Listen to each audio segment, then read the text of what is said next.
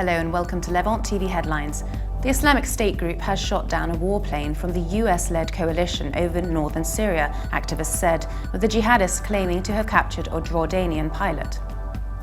Palestinian President Mahmoud Abbas has warned that his administration will no longer deal with Israel if a United Nations Security Council resolution calling for a final peace deal fails.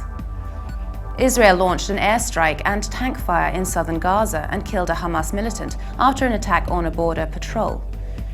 UN diplomats say a new round of peace talks aiming to end the fighting in Libya will be held on January 5th after the warring factions appear to have agreed a path forward. And former US Navy SEAL Rob O'Neill, who claims to be the soldier who fired the shots that killed Osama bin Laden, is being investigated for possibly leaking classified information. Now let's take a look at the top headlines in today's newspapers in the Middle East. Starting the UAE, the Khalij Times leads reporting that the Dubai police have arrested 3 Romanians for stealing diamonds worth up to 12 million dirhams in coordination with their partners in Paris. The paper also reports that Ukraine's parliament has voted to abandon the country's non-aligned status, a move that could be a step up towards seeking membership in NATO. The Egypt Independent leads reporting that an April 6 movement member has been arrested at his home for what the movement says was for liking a post on Facebook. The paper also reports that Judicial Commission sources say the High Parliamentary Election Commission decided to call voters for the election of the House of Representatives on 31st of December. And Lebanon's Daily Star leads, reporting that Lebanese Prime Minister Tamam Salam has called on rivals Hezbollah and the Future Movement to facilitate the election of a new president. The paper also reports that the Lebanese army has detained 2 Lebanese nationals accused of smuggling supplies to militants entrenched in the rugged outskirts of the northeastern border town of Arsal. Now let's take a look at the top Middle East headlines from the UK papers.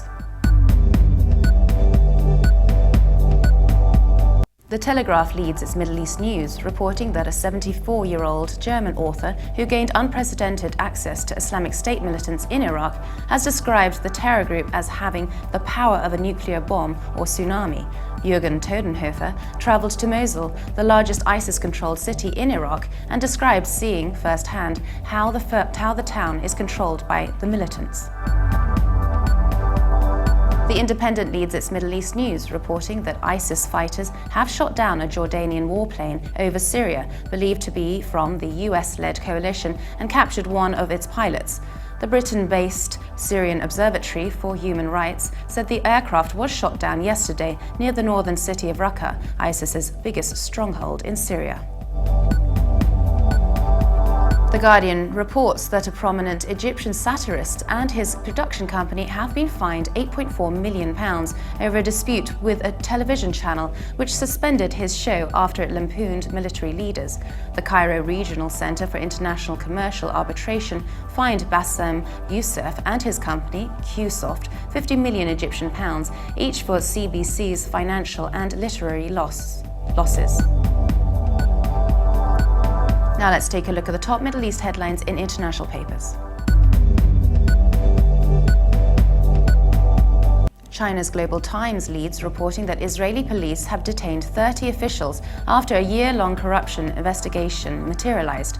The police arrived at the homes and offices of 30 Israeli officials on Wednesday morning and detained them for questioning on their part of a large-scale corruption that included exchange of bribes, personal benefits, and illegal appointments of officials. And finally, the International New York Times reports that, bowing to pressure from its neighbors, Qatar is suspending its broadcast of a satellite news channel sharply critical of Egypt's military-led government. Qatar had been the only Arab state to question Mr. Sisi's legitimacy or bet against his staying power, and the suspension appeared to indicate that the Qataris too have now accepted his rule. And for more updates, please visit levant.tv. Thanks for watching. Wishing you all a very Merry Christmas from the team at Levant TV. See you soon.